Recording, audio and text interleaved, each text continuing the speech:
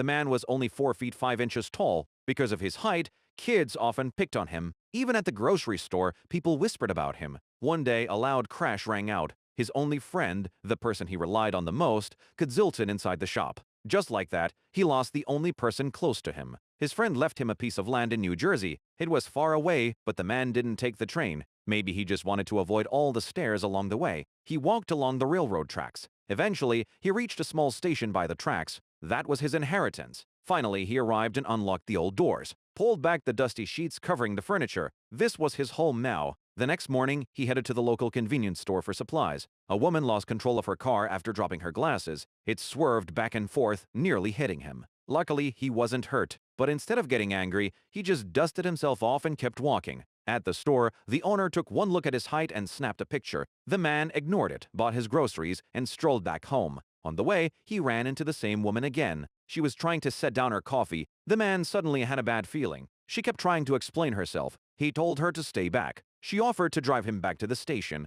but he refused again. That night, there was a knock at the door. It was late. Who could it be? During their conversation, he learned that 2 years ago, the woman had lost her son. The next morning, the woman woke up. She had spent the night there without realizing it, but there was no sign of the man. She rushed out, searching for him. Meanwhile, he had spent the night sleeping in the bathtub. With a sigh, he cleaned up the mess. And then another knock at the door, this time urgent. A boy stood outside, handing him a cup of coffee. He looked up at the man with admiration. In less than a day, the man had let a woman stay the night. To the boy, he was a legend. Later, the man visited the library. His short height startled the clerk. To borrow a book, he needed a library card. But he didn't have one. The woman eagerly offered to help, but once again he refused. Then, when he got home, he found the book sitting right at his doorstep.